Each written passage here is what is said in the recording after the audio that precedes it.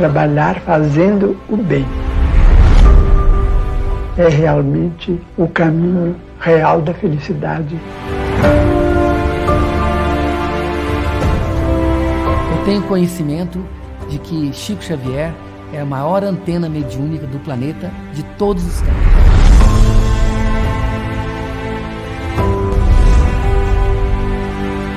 Tem muito ainda dessas grandes mensagens que ele trouxe para a gente compreender.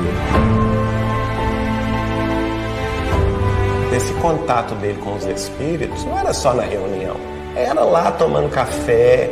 A gente até já sabia, quando ele olhava assim para cima, pronto. Ele literalmente vivia em dois mundos. É o resultado de um trabalho, de realmente incorporar aquilo como um propósito para servir ao semelhante. Eu fico me perguntando o que ele não fez de forma plena. Nas universidades da Austrália, da Nova Zelândia, ele já tem centro acadêmico com seu nome. Eu acredito que o Chico Xavier possa ser a reencarnação de Allan Kardec.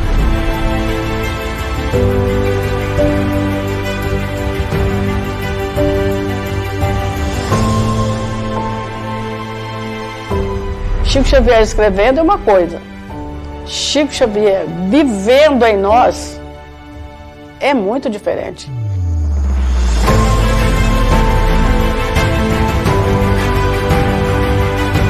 O amor exalava espontaneamente dessa personalidade admirável Chico Xavier.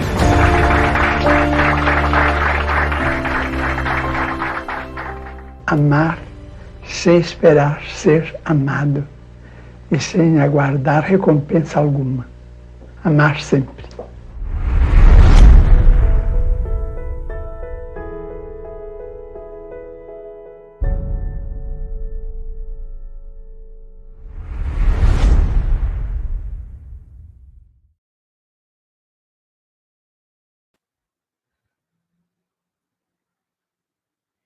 Good morning, everyone. So nice to be here once again with all of you, watching the series of lives organized by the United States Spiritist Federation every Saturday at 11 a.m. Eastern Time.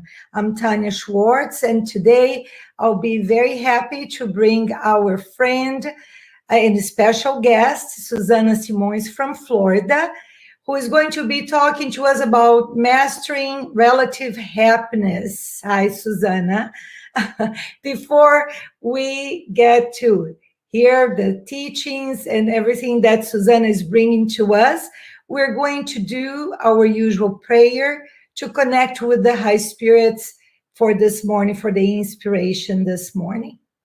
So for a moment, for those of you who'd like to close your eyes so we can concentrate, we connect with our spiritual friends, thanking them for this opportunity, for being with us, inspiring us, and asking for them to be all the way helping us open our minds and our hearts to understand the lessons and bring to our daily lives.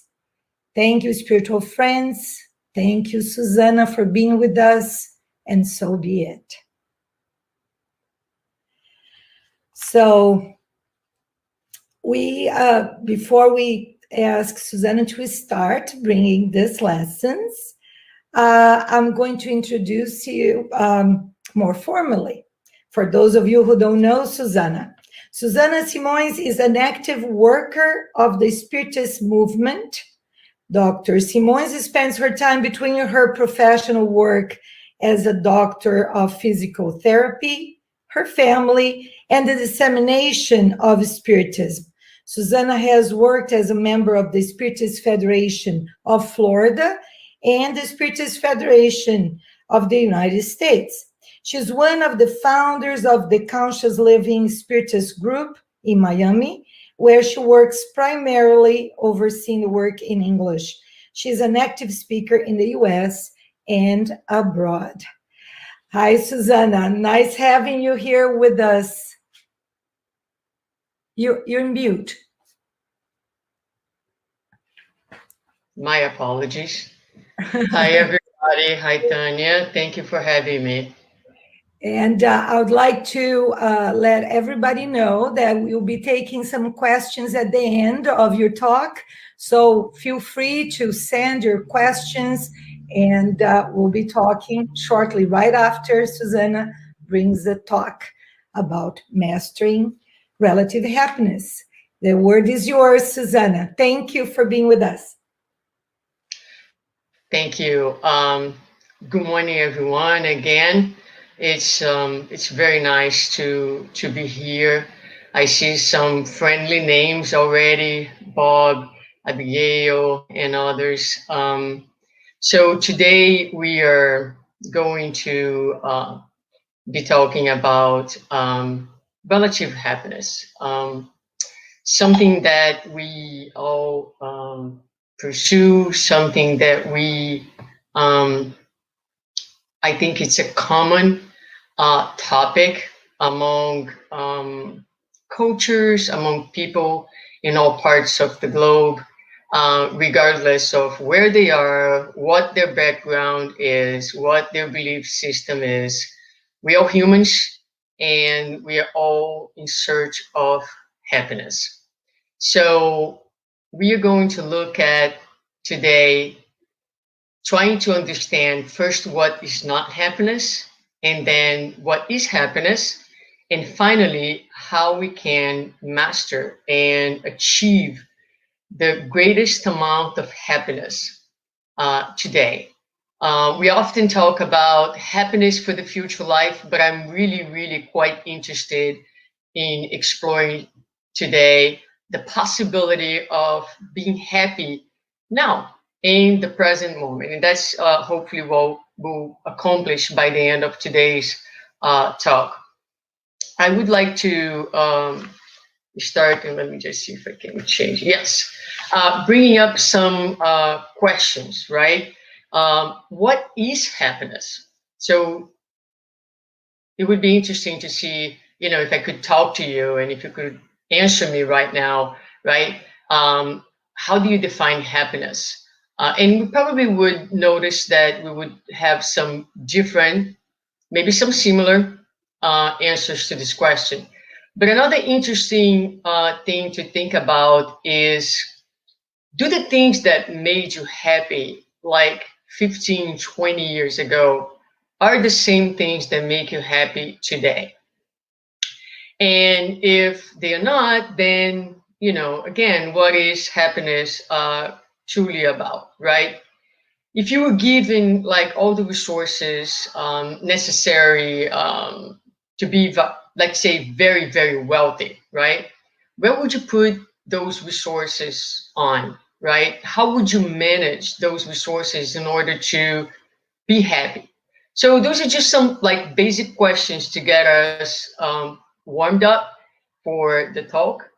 And we are going to, before we try to define what is not happiness, we are going to go to the Spirit's book and the Gospel to help us out with some introductory ideas that can set up the tone for our talk today, which is very much a study of the Spirit's book and some questions of the Spirit's book. I think it's important from time to time that we go back to Allan Kardec, which is the basis, which is the codifier of Spiritism. And I feel that sometimes nowadays we are drifting too far away from Kardec. So I made a point of bringing Kardec to this presentation and really basing the presentation on the principles that we find in the Spirit's book and the Gospel according to Spiritism. So when we go to question 920, Kardec is going to ask the spirits if it's possible for human beings to enjoy complete happiness on this earth. And the spirits are going to say that life on earth is given to us as trials and expiations. So let's stop right there and translate that from English to English by saying the answer is no. Complete happiness is not possible, because if we live in a planet of trials and expiations, it is a planet that is equivalent and relative to our level of evolution, of consciousness, of awareness, and understanding of the law, which is minimal at this point, I would say. Therefore, we are going to naturally make many mistakes, many errors, and deal with the consequences of those, which are going to be situations of discomfort, a lot of times of unhappiness, of difficulties, of pain, of suffering. So I think it's really important that we understand that, right? So complete happiness is just something, is a fantasy for now. It's not a fantasy for the immortal spirit, but it's a fantasy for us where we stand. So it's important that we set up the conversation by understanding that this is not possible. But the spirits are going to continue by saying it depends on us to mitigate our misfortunes and be as happy as possible. And you see that little number 1 there, because that's the first important tip for our reflection today. So we, although complete happiness is not possible, we have some power in our hands, which is the power to mitigate, to minimize, to decrease our misfortunes, and to be as happy as possible here on earth. Very well, that idea is also found in the Gospel according to Spiritism, chapter 5, item 20. Let's see what the spirits tell Kardec right here. They will say, in general terms, one can affirm that happiness is a utopia, the search for which successive generations have set out without ever being able to reach it. For if a wise individual is a rarity in this world, an absolutely happy one is not any easier to find. So again, sorry, it's I missed just, that. oh, Could you say it again, please? I'm sorry, my phone's talking. So it is the same idea. So basically telling us that this idea of complete happiness is really not suitable for the planet and the circumstances that we live in. Very well. On question 921, the spirits are going to tell to Kardec that completely happiness is not possible. Kardec is going to ask the spirits, completely happiness is not possible. Okay, I get it. But meanwhile, is it possible for anyone to enjoy a relative happiness? And I put just the first sentence of the answer that the spirits gave to Kardec. They're going to say, most of the time they are artisan of their own unhappiness. So tip number 2, people. Tip number 1, we have the power to mitigate our own suffering. Tip number 2, we are the artisans. We are the ones who are, for most part, producing our own unhappiness right here and right now. Spiritists love to take the spiritist philosophy and sometimes kind of twist it on their favor, or so they like to say things, for example, well, that was probably something that comes from an error or a mistake done in the past that I am expiating right now, for example. The spirits will argue with that, and they will tell us that the majority of the sufferings and the struggles that we deal in the present moment are being created by us in the present moment. So let's look at what the gospel says in regards to that.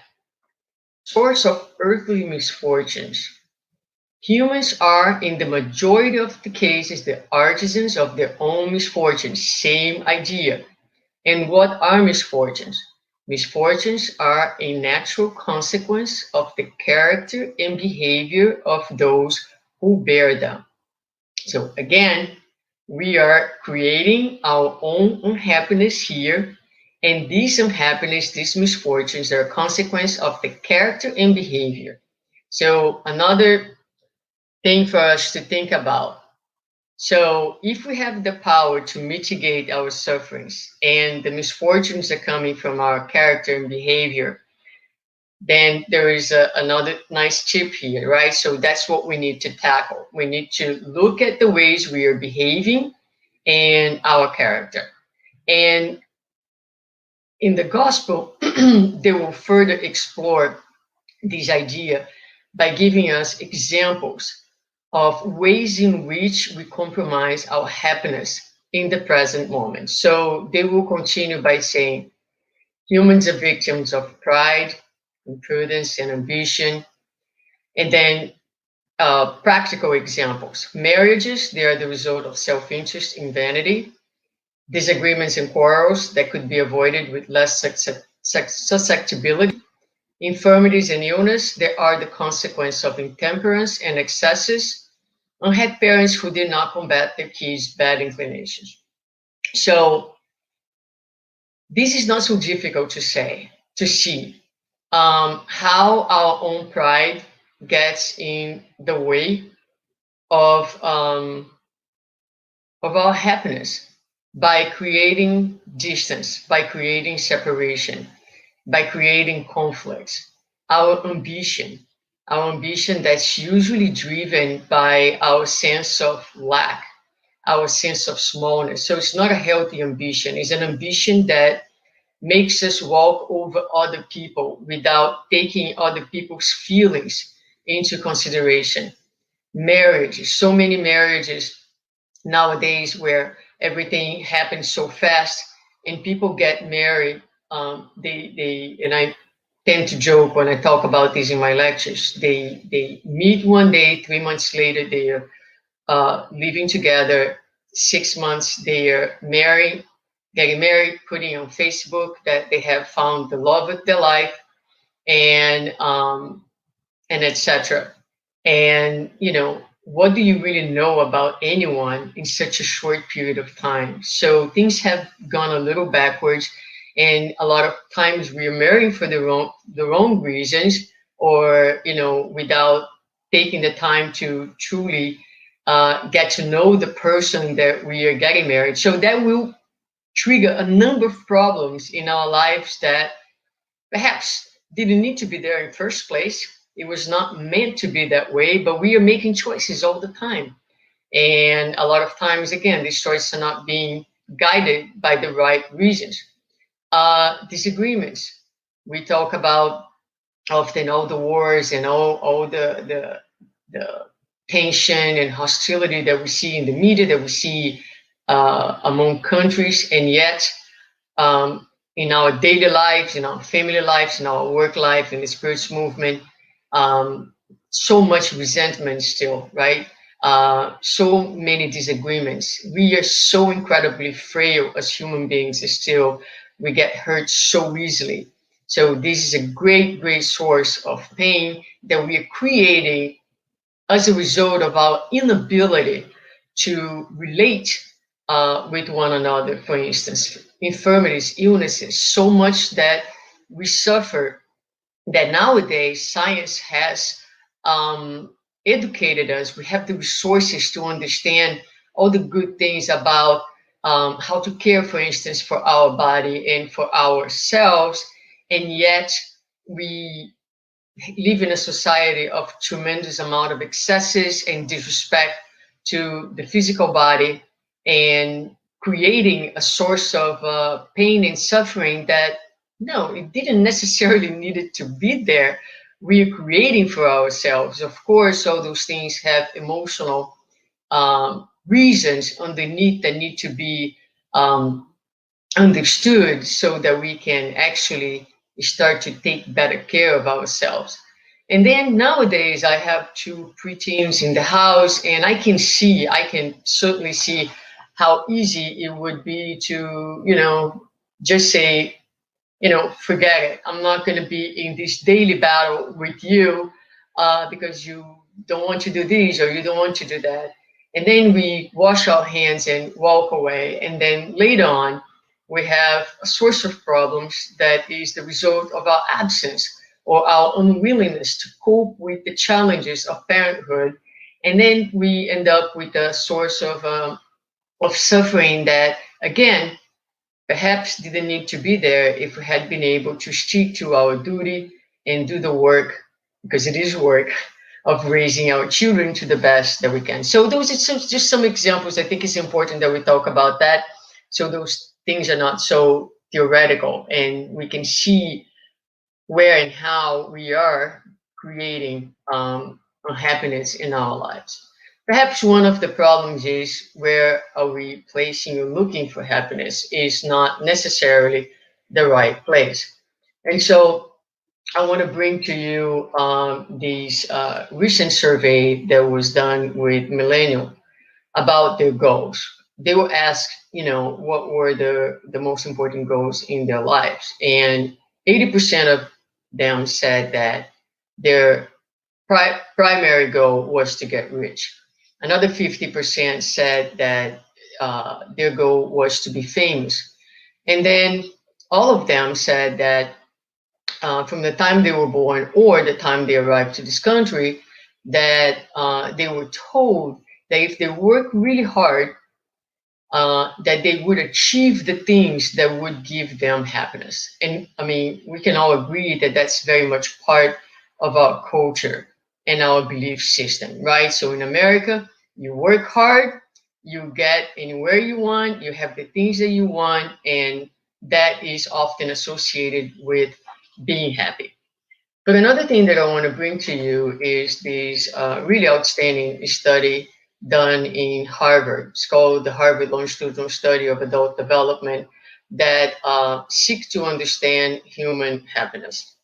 And this study started in 1938, as you see over there. It tracked the life of 724 young men, and it's been happening since then.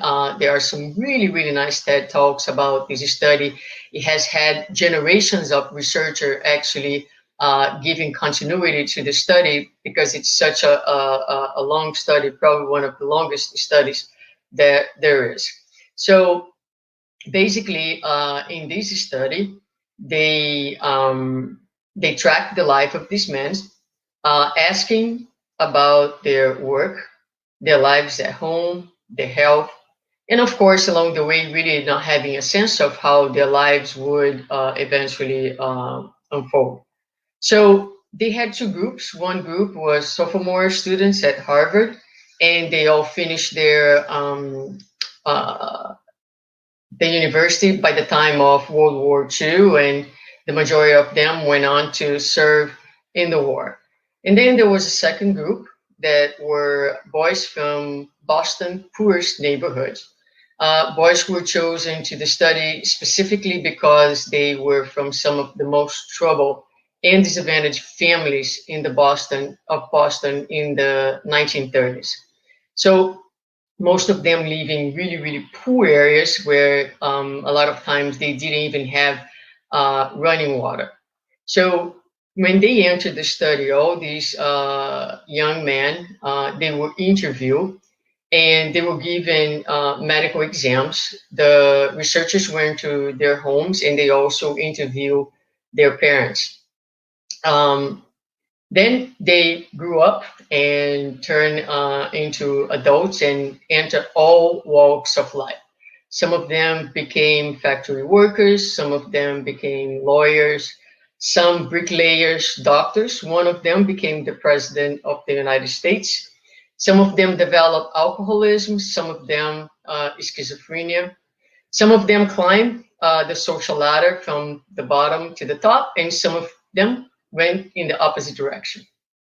But every 2 years, the researchers would send questionnaires, but even more than that, they would go to their homes, they would interview them, they would get their medical records from the doctors, they would draw blood, they would do CT scans of their brains, they talk to their children, and they also videotape them talking to their wives about their deepest concerns. So you can see was a very, very comprehensive research throughout many years.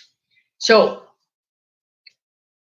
what did they learn from the 10,000s of pages of information that they gathered from following the lives of these men? They learned two things: what happiness is not about and what happiness is about. Since this first part is what happiness is not about, so one thing became very clear, is that happiness was not about wealth, it was not about fame, and it was certainly not about working harder and harder. Interestingly, when we look at the Spirit's book on question 926, we learn that the wealthiest on earth is the one with fewer needs. Also, in the Gospel, again, in chapter 5, there is this very powerful sentence that says that neither wealth, power, nor even the flower of youth are the essential conditions for happiness. I would say more, not even the combining of these three much desired conditions are capable of producing happiness. So I hope that at this point we have an understanding of, like, again, what happiness is not about. Happiness cannot be placed outside of us. Happiness cannot be placed on the material, because the material is here one day and it's not going to be here the next day, not necessarily, right? No one is arguing that material means and wealth does not bring comfort to life. That would be silly. But comfort and happiness are different concepts altogether. And we know very well a lot of people who have a lot of resources and yet they don't have a happy life. And we know also, on the other hand, people who have very little, perhaps much less than all of us who are listening to this talk, and yet they are able to experience joy and happiness more than perhaps us. So what is happiness truly about? I would like to close this first part by bringing just a little story about Socrates, that he was walking on the street of Athens looking at some things that were on sale at a market on the street. And a merchant approached him and asked him, "Sir, what do you wish to buy?" And his answer was, "I'm only observing how many things are there that I do not need to be happy." Honestly, after I heard about this little story, I started like questioning my own self and the things that I buy, and for many reasons. But do I really need this to be happy, right? So it's just so nice to observe how many things are there that I do not need to be happy.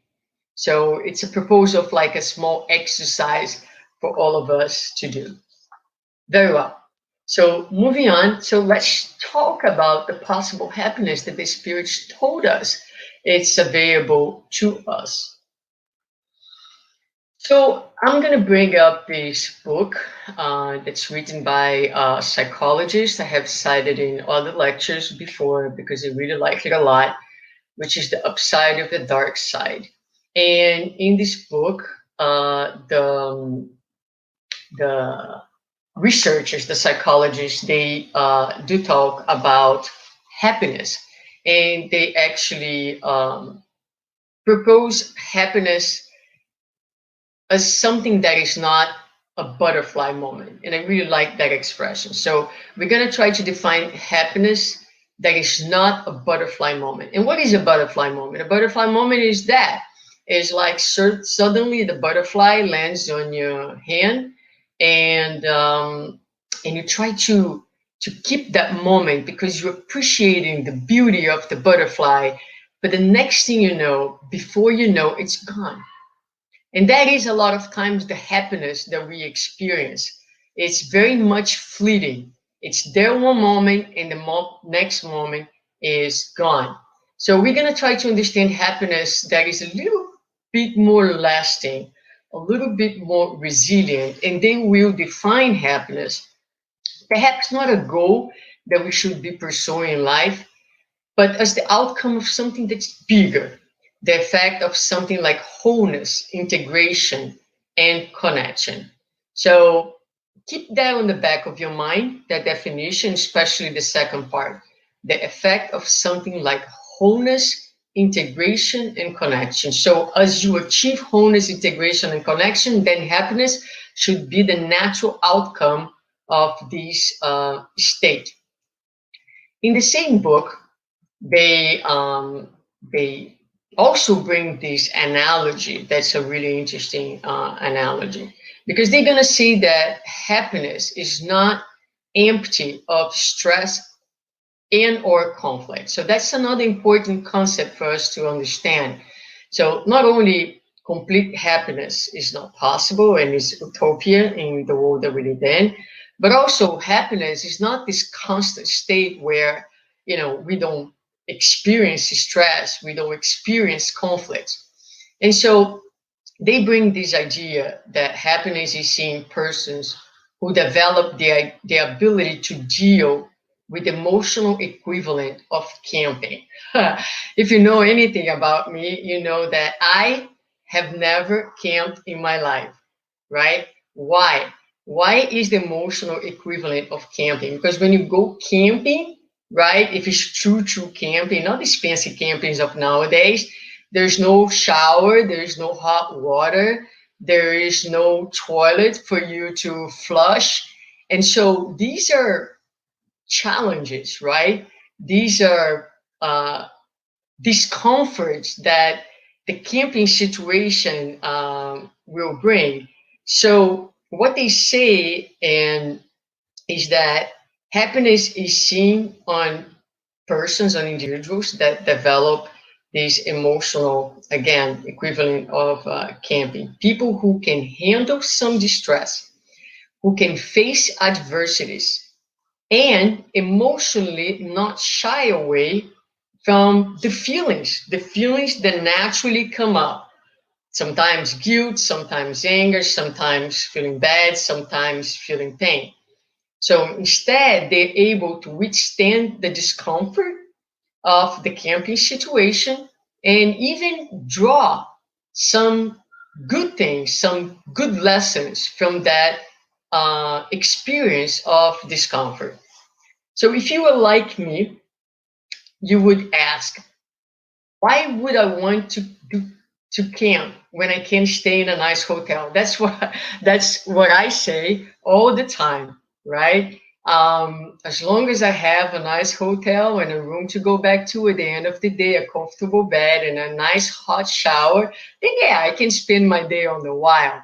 But that's me, could be my picture right over there. And they will say that they call this camping experience, the feelings, they call it distress tolerance. And they say that it makes you a better camper and it allows you to become stronger, wiser, mentally agile, and most important, happy in a resilient way. So again, we are trying here together to get a concept and an understanding of what can make us happy now. But we are looking for something more than the happiness of when we buy something, because like anything that we buy, it's nice the moment that we buy, but how long that moment lasts. And then what happens is it does not fulfill us in our essential needs. So therefore, for sure, 100% guarantee, in the next moment, you're going to be looking for the next thing to buy to make you happy, right? So we're in a point where we need something else, different, something lasting, something fulfilling. So we need to understand that, you know, being able to embrace discomfort, being able to embrace difficulties, make us more skilled and resourceful to be happy in a resilient way. This is also the concept that we find in the book of Joy by the Dalai Lama and Desmond Tutu.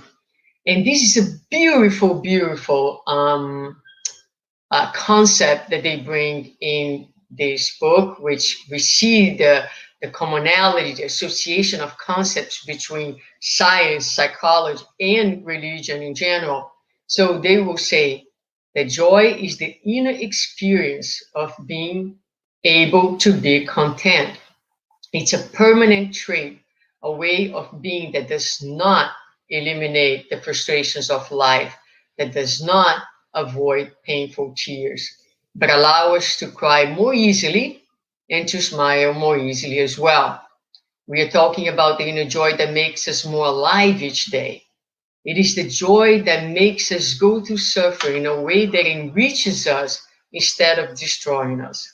I don't know about you. I love these statements so much. I find it hard to comment on it. I just want to keep reading it over and over and over. It is the joy that makes us go through suffering in a way that enriches us instead of destroying us. So it is the camper, right?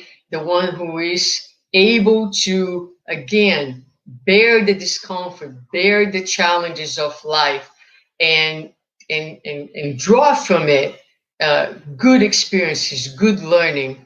It is this inner state that allows us to cry with freedom, to cry without shame, to cry in a healthy way, to be emotional, to be alive, to be present with whatever it is.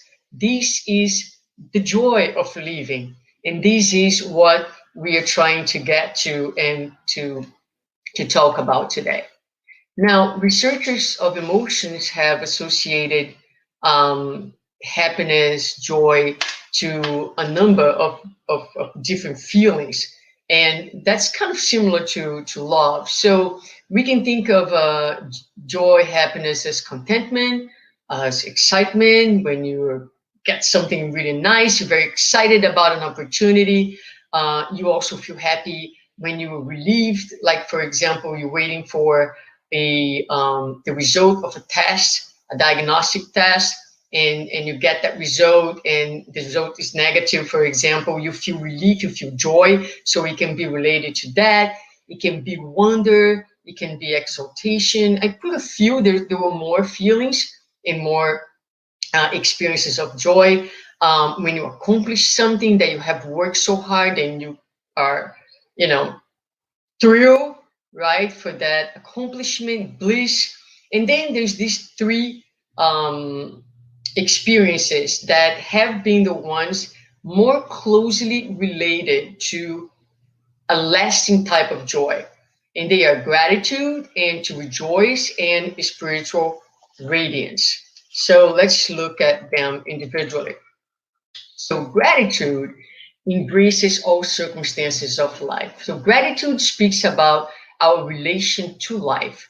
It is being grateful for every single aspect of life. It speaks about how we relate to life. Anything and everything that life brings on, you embrace, you take in, you recognize the value of that experience. There is no labeling of good or bad. There is only gratitude. So it's a relation to life, and it speaks deeply about your relation to God. When you rejoice, is the ability to rejoice at the happiness that you experienced, but also equally the happiness of others, which can be sometimes challenging for us.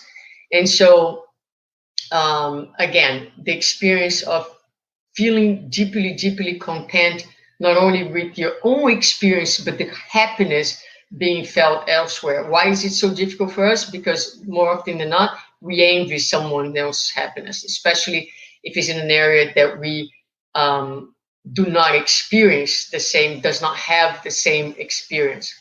And then we have spiritual radiance, which is defined as serene joy, born from deep well-being and benevolence.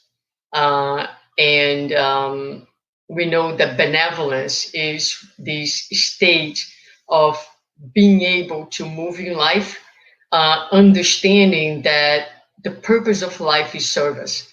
And so the purpose of life is to put love in movement, which is the definition of charity, right? So there is happiness in benevolence. There is happiness in giving, because the more we give, the more we receive. The more we give, the more we understand that we have to give. The more we give, the more we understand all the immensity and the potential of love that lies within us, and helps us to shift from this position of scarcity and lack to a position of empowerment and being resourceful and consciousness of our own essence. So it also talks about it's something that we have to do towards ourselves as well as towards others. So when I look at the common denominator for these experiences, they're all relational. So perhaps happiness has something to do with relationships. Well, let's see what Harvard study found out about happiness, right? Because we did talk about what it was not, but we haven't told you yet about their findings in terms of what happiness is about. So remember, different men, entire life, some end up president, one end up the president of the United States, some went up, some went down, very different backgrounds, socioeconomical status, different life, their lives unfold very differently. So what was the defining component of happiness? Good relationships keep us happier and healthier. The men who turn out to be the happiest, regardless of their background and socioeconomic status, were the ones who were more skilled to relate and who valued relationships. Lessons learned from the study. Social connections bring happiness.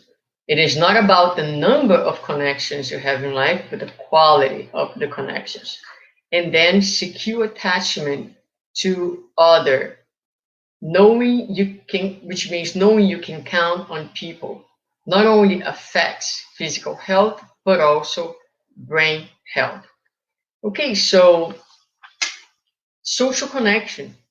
Now, let's make one thing very clear here. We are not talking about Facebook or any social media. We're also not talking about the 2,000, 3,000, I don't know how many thousand friends you have or people following you on your social media. We're talking about real connection. We are talking about people that you can count on, whether you're in close proximity to them, whether you see them often or not. We're talking about real connection, knowing people, counting on people, relating to people. So this is what guarantees, this is the greatest source and the lasting source of happiness for us. And then makes us think. And I think each one needs to ask this question: how is the quality of you relating these days? Do people have a lot of things to complain about you, right? How is your network of friends? Not 100 friends. Do you have a group of people that you can count on? People, they're close to you. And friendship is also a concept that it's relative.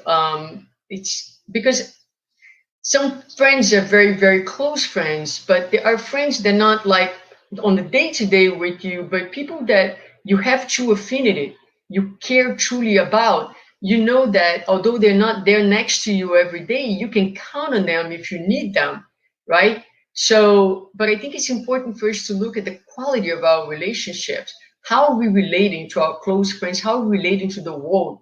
How much value we give to relationships? Are we someone who rather be alone, rather be away from people? Are we thinking that people are too crazy, too bad, too evil, not worth it of our presence? right? So those are questions that are important for us to ask. And we'll get to our last piece right now. So first piece was about understanding what was not happiness. Then we look a little bit into happiness from a spiritist, from a religious, from a psychological perspective. And now we get into our last part, which is maximizing happiness. How do we do that now that we have all this understanding? So going back to question 921, right? We already read that first little piece that you see there in gray. The question will continue by saying, if they, us, would practice the law of God, they would spare themselves many misfortunes and enjoy happiness as great as their existence on such dense plane will allow. Okay, so there you go. Practice the law of God. So that's the key. That's the key for our talk today. We need to practice God's law. All right, so if the key for happiness is the practice of God's law, the question is, what do we know about God's law? Shouldn't we be investing in knowing, in understanding, and practicing God's law? Okay, so question 614 helps us by saying the natural law is the law of God. It is the only true law necessary for the happiness of human beings. It shows what they should or should not do, and they only suffer misfortunes because they reject it or we walk away from it. So let's again emphasize this point. The only true law necessary for human happiness. Anything else that we are doing to achieve happiness that is outside of that, we're off. We're missing the target big time, right? So let's further understand this law. Question 617 now. All the laws of nature are divine because God is the author of all things. Scientists study the laws of matter, where more individuals study and follow those of the soul. Okay, so the law has two components, a material component and a moral component. And in the same question, Kardec is going to comment and explain a little bit of this concept by saying, among the divine laws, some regulate movement and relations of base matter. There are the physical laws, and studying them belong to the domain of science. Others specifically concern humans and their relationship with God, their fellow beings, encompassing rules of the life of the body and those of the soul. They are the moral laws. The laws are one. They are the laws that govern base matter, and that's studied by science. And then there is law that concern human beings in their relationships. Keyword, folks, relationships, right? So psychology is telling us, the research, science is telling us relationships. And here, the divine laws, they are there to guide us in terms of our relations to whom? To ourselves, to others, and to God itself. Okay, so in order to accomplish that, God sent us Jesus as our standard model guide for the practice of the law. He's the highest standard of moral perfection in his doctrine. His life is the purest expression of the law. He is the purest being that has ever walked on earth. So we have the laws, key for happiness, the practice of the law. We understand that those laws help us with our moral development, guiding our relationships related to our relating. Now, Jesus' life is the purest expression of the law, so we have a guide. So we need to ask ourselves, how did Jesus relate to us? Did you ever see Jesus putting anyone down Did you ever see Jesus diminishing anyone? Did you ever see Jesus gossiping about people? Did you ever see Jesus pointing out errors to humiliate anyone? So the way Jesus related to us was always, always to dignify us, always to uplift everyone. He treated all of us equally, with the same love, with the same compassion, with understanding of our humanity, with acceptance of where we are in our evolution. So we must seek to mirror in our behaviors, in our actions, in our thoughts, in our relating those principles that he exemplified, because he is the purest expression of the law. And why is that so difficult? Because we are so wounded, because we are so far from feeling our real nature, because we live in a paradigm of lacking. We feel constantly inadequate. We feel constantly small. And as long as we are in this place, it's hard. It's hard to treat others that way, because we're always trying to surpass our brothers and sisters, as opposed to hold their hands and say, let's go, let's do it together, let's grow together. Because you know what? In God's heart, there is a place for everyone to be equally loved, equally special. But in addition to that, God gives us the laws in our consciences. So we have a model, we have the laws within us, and we have individuals that come from time to time to remind us about these laws. These are God's missionaries. But there is more. In question 619, Kardec is going to ask, has God provided all humans the means of knowing the law? Because some people say, well, the law is in us, but not everybody knows it. Not everybody is aware of it. So here is what is important about this answer. The spirits are going to say, all may know it, but not all understand it. So it's true that we all know, but we don't have the same level of understanding of the law and its implications. Moral persons, who are moral persons? It's defined elsewhere in the Spirit's book. Able to distinguish good from evil and to do good for all. And those who desire to examine it are the ones who understand it best. On question 626, the spirits are going to say, since the divine laws are written in the book of nature, men and women are able to understand them as soon as they want to look into them. So notice that I underline the who shouldn't be underlined. My intent was to underline the two verbs. One needs to desire. One needs to want. What has happened thus far is that for the most part, we have evolved as a result of the force of the law of progress, as if there is God's hand pushing us forward out of our passivity, out of our inertia. And that is what has brought upon humanity so much suffering and so much trouble, because we have been passive learners.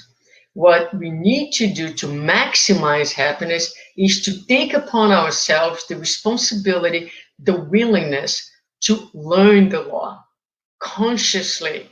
We need to be checking our actions, our thoughts, our feelings every day, in every relationship, in every circumstance, to understand what we're doing right and where are we failing. And more importantly, why are we failing in our quest to abide to the law?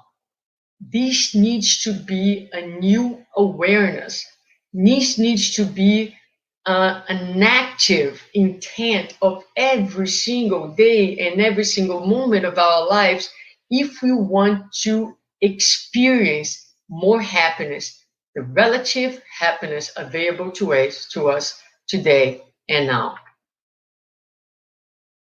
And in question 631, do humans have the means within them to distinguish good from evil? Yes, when they believe in God and they desire to know God, who has given them intelligence to discern one from the other. Again, sometimes we read those questions a little too quickly, or, when we're just doing kind of a reading, we're not necessarily able, different than when we're studying, to put those things together and find like these nuances, or perhaps they're not so much nuances.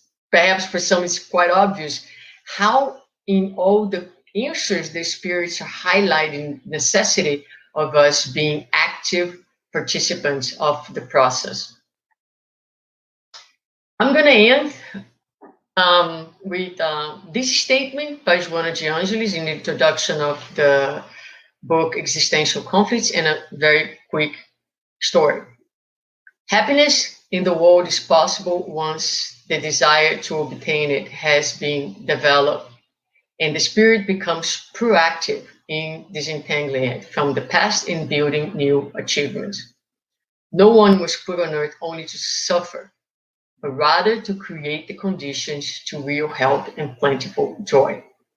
Much of the suffering we experience has to do with our passivity and the lack of priority given to a type of living that relates with what is truly essential in our lives.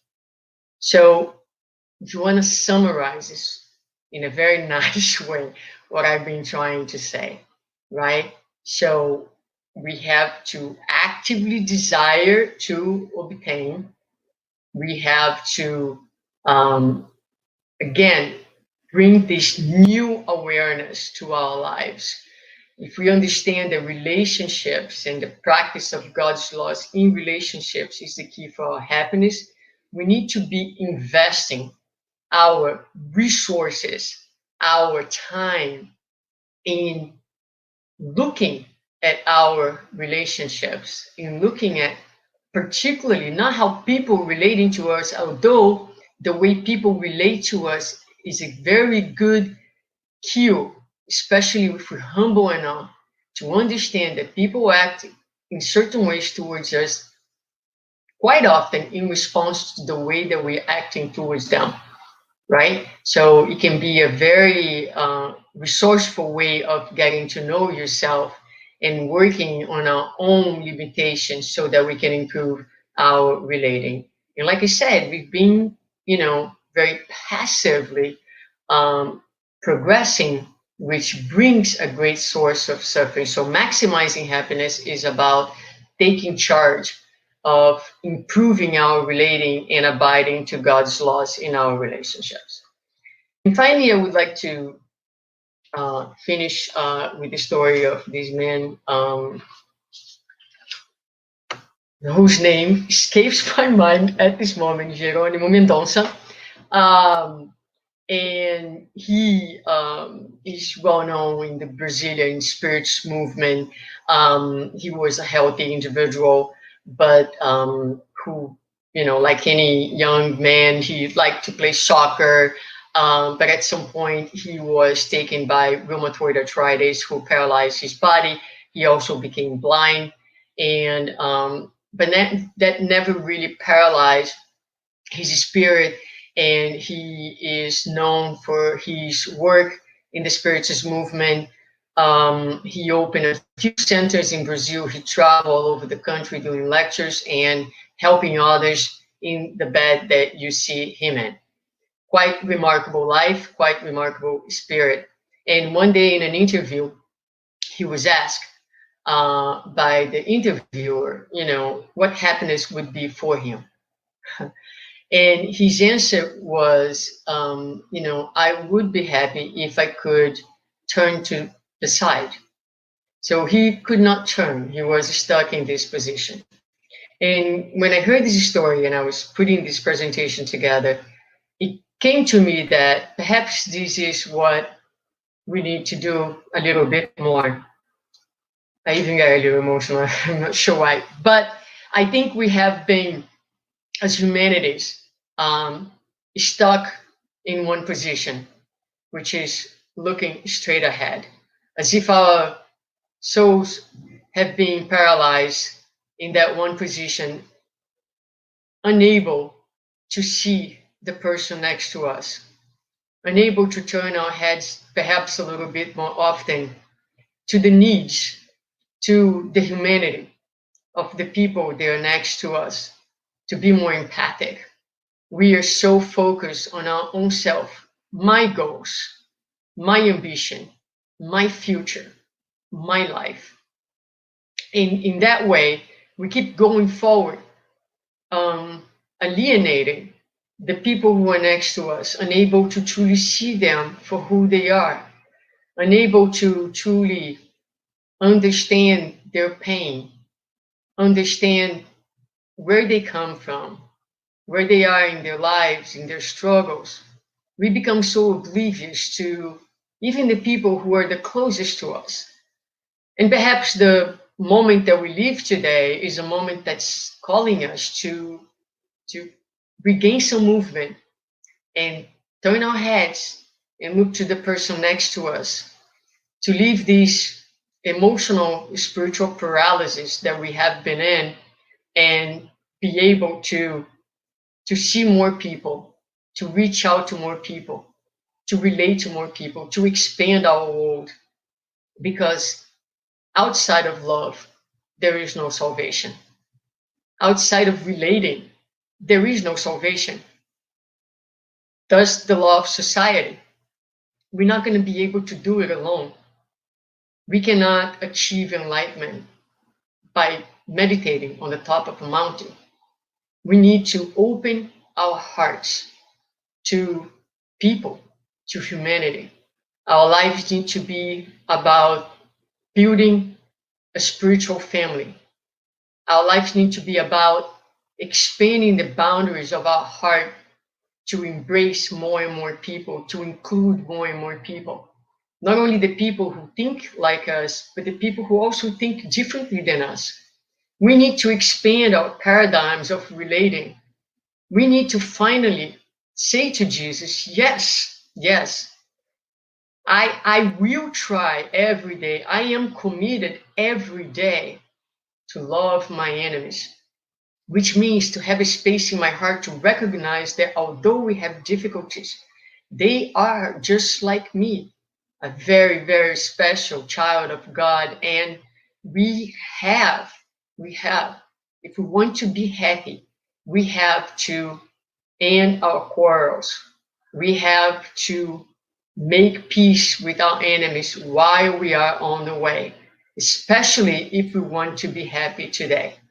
So this, my friends, is today's message. I hope that you can take home these concepts, this invitation, this challenge. Why not, right? And of course, it's not going to be perfect. And I don't think that neither Jesus or God expect from us perfection. But I do think that they expect from us commitment. I do think that they expect from us renewed commitment each day, and the commitment to value others, and the commitment to move forward, expanding each day more and more our spiritual family. Thank you. Thank you, Suzana. Wow. What a message. What an important message, especially nowadays, what everybody's going through, and how to find the happiness in every moment. I love it. Love everything that was brought to us. Thank you so much. Let's see if we have any questions after all this made us even really emotional, because it is applying Spiritist messages and all in our lives, that's for sure. So let's see. Do you believe the amount of sadness and despair seen in the world today are based in the misconception of happiness itself?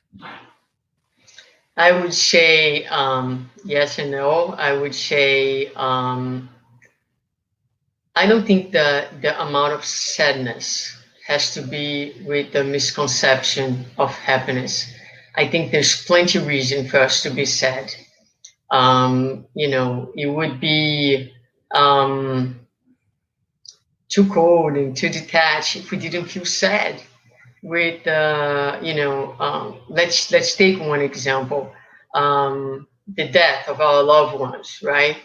It is the the dying process for us in our stage of evolution, and it's answered by the spirits in the fourth part of the spirits book, that this is a real source of suffering for us on this planet.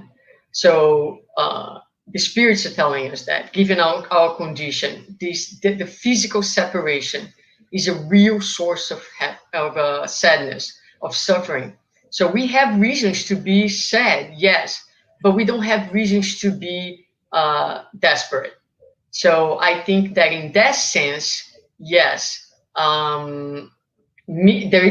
misunderstanding where happiness lies, but also misunderstanding what life is truly about, the essence of our of who we are and what our life is about. That causes and brings a level of suffering that you know, with the right mindset, it can be avoided.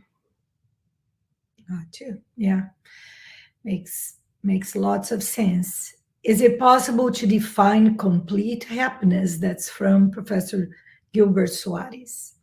Yes, it is possible. Complete happiness is the presence of the kingdom of heaven within us, proposed by Jesus.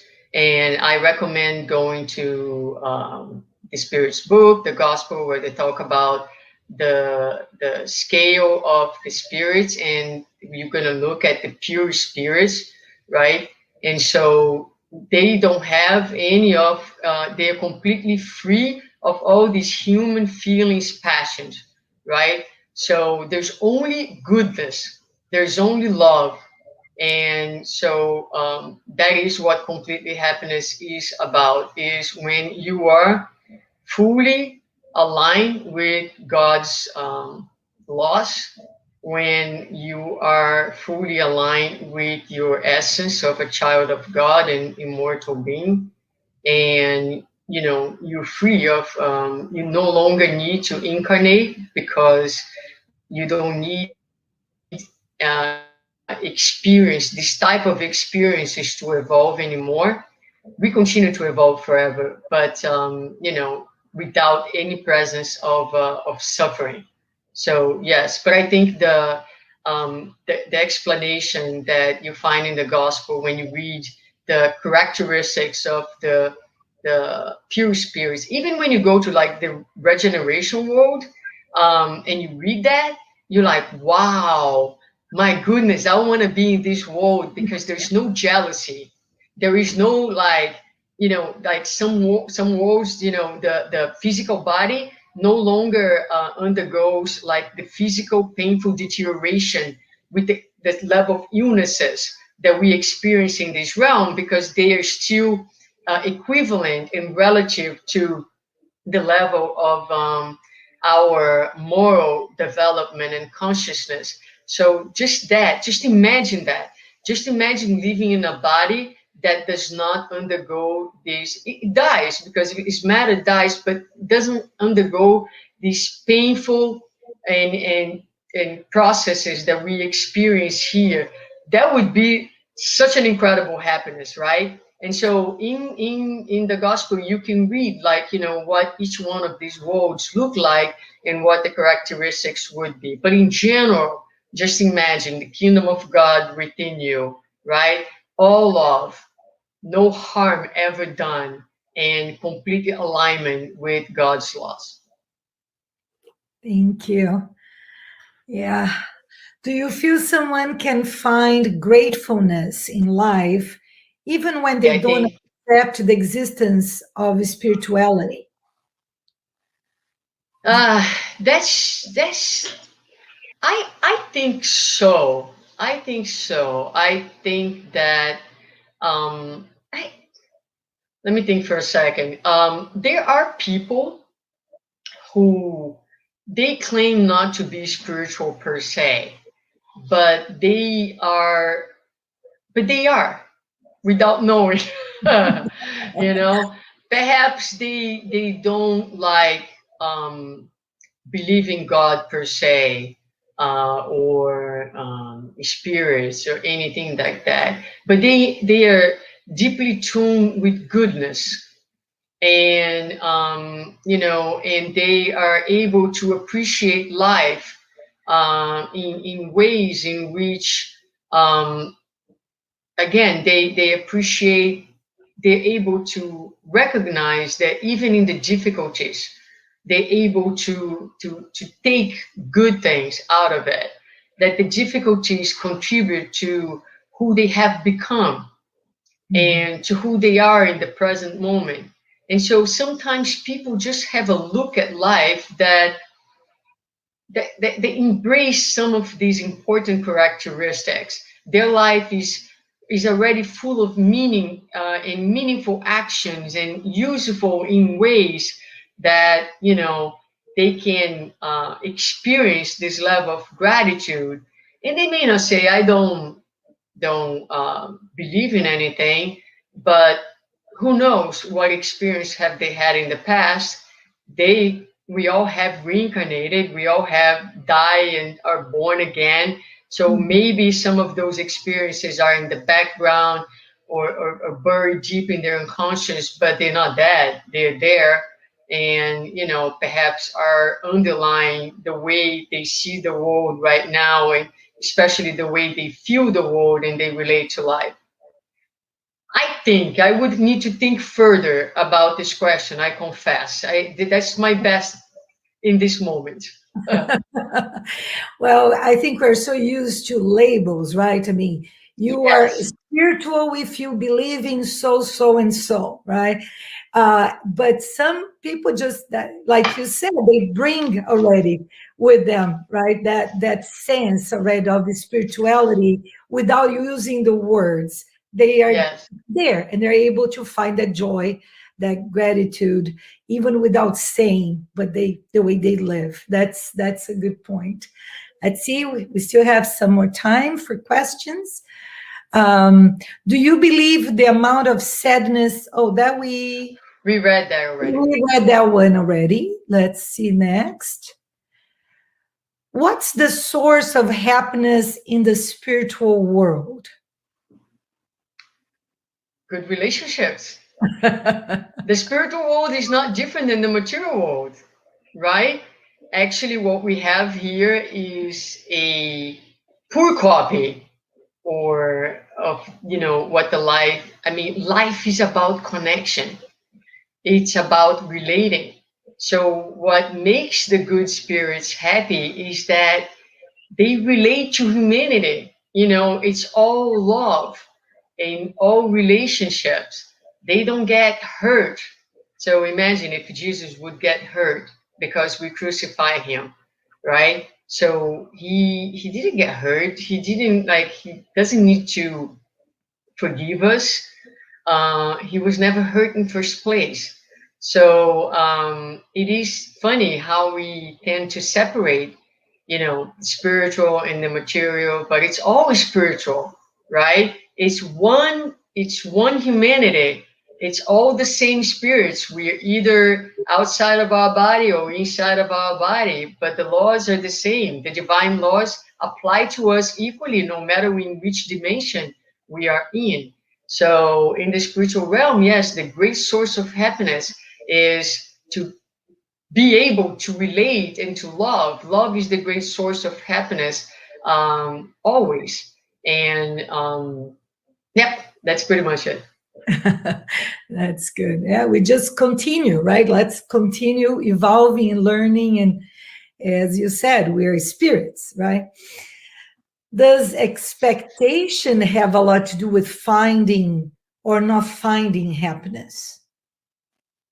Sure. It depends on, again, it goes back to that piece of the lecture. Is like, where are you putting your expectations? What type of expectations do you have, right? So one great source of unhappiness is when we expect people certain things, and they don't meet our expectations, which is usually our own problem. It's the problem of the one who bears the expectations, because we are often, our expectation does not match what the person can deliver. So we expect from people what we believe they can deliver, or a level of awareness that we believe they have based on what we see. But usually what we see is a very fragmented, small portion of who people are and their inner world. So a great source, again, of suffering and unhappiness is frustration with people. And that's not people's problems. It's your problem. It's your expectation about them that did not match. Same way people get frustrated with us. I expected so much more from you. I'm sorry. That's where I am. I'm trying. I too expect, and that's another great source of unhappiness, is when our expectation of ourselves are also unrealistic. Because a lot of times we expect so much from us. Because I know all of this, because I'm speak for myself, right? So because I'm doing this lecture and I did this study, should I live here and behave in a certain way? So I need to be realistic with myself. I'm still a very self-centered person. I can be very rigid at times. I understand that. I know that it's not going to be a miraculous transformation. But like I said in the presentation, I am, and this I can say, I am committed every single day to have a better relationship with myself and with others. And I keep working on that. So every single little step, when you set your expectations at the right place, take into consideration your potential, but also your humanity, then you appreciate every single gain that you make. And you are able to forgive yourself for your mistakes, right? And you're able to recoup and to move forward. And so, yes, I think that the expectations can be a great source of unhappiness. And we need to, part of the challenge is to set the right expectations for ourselves. We shouldn't set expectations for others, only for ourselves. Yeah, that's the tough part. And also the expectation that we have about happiness, right? I mean, if we set the wrong expectations about what happiness really is, we'll never achieve. Like you said, we're going to try the wrong target. We'll never get there. So yes, and another thing, Tanya, is when we put the expectation in happiness depending on others. So my expectation of happiness depend on my children, depend on my spouse, depend on my friends, right? You don't have control over anyone else but you. So one of the great things that Spiritism does is gives us the resources to be happy, regardless of where other people are. Happiness, as we talk about, comes from within. It's the happiness of being alive. It's the happiness of growing. It's the happiness of loving. We must be our primary source of happiness. We cannot put our happiness in the hands of others, because we're definitely setting ourselves for failure.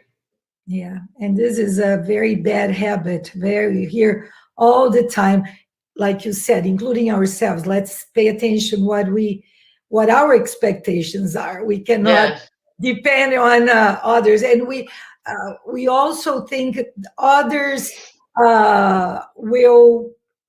we give that power to others sometimes, and nobody has it but ourselves, which we feel very empowered on that, and a lot of responsibility too. We have time for one more question.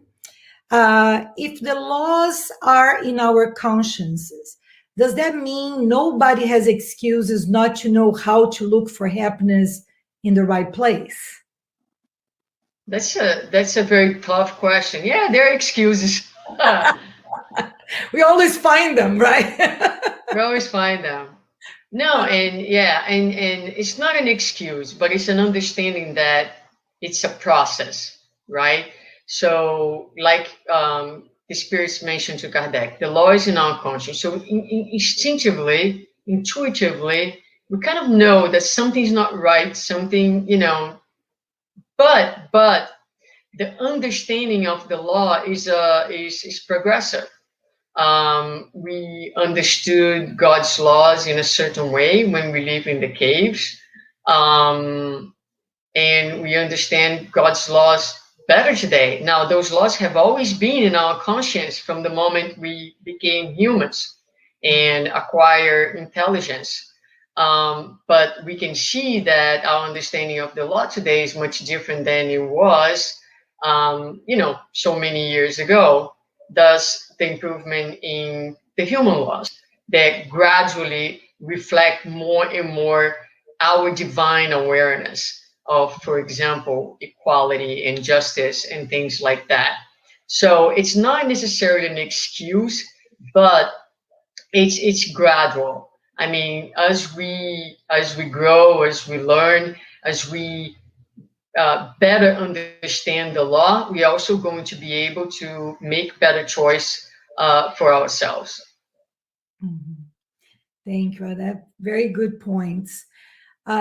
Really, we have a lot of food for thought, a lot of material there that makes us really, like we said, empowered, at the same time taking the responsibility in our hands. So it was a great talk, great points. Thank you so much, Suzana, to bring that to us today. You're very welcome. Well, hopefully we are going to get you here back sometime soon. Let's see. Yeah, sure, of course, I'm glad. Okay, thank you. And thank you everyone who watched this live and those who have been following our Saturday series of lives every Saturday at 11 a.m. Don't miss next week, May 1st, Julio Carvalho from New Jersey is going to be speaking about the source of happiness and unhappiness in the spiritual plane. So we continue talking about happiness, right? So there is definitely a very key topic for all of us. Another very important announcement is that our annual National Spiritist Symposium is coming up on June 5th and 6th. Suzana will be there with us, don't miss. We are going to be having both days at the same hours from 2 p.m. to 5:30 p.m. Eastern Time. And this year, once again, it will be virtual, a virtual event. The theme of the symposium is Mediums and Mediumship in celebration of the 106th anniversary, 60th anniversary of the Mediums book. So there'll be talks, roundtable discussions, Q&A, a special youth panel, and the youth will be discussing different aspects of mediumship, but also all of us will be doing that. And last year, we had the public asking, they liked the session, Spiritism Ask Me Anything. So we're having that again this year. So don't miss, save the date, June 5th and 6th, starting at 2 p.m. Eastern Time. Hope to see you next week. Thanks again, and stay with us every week at this time. Bye-bye. Bye.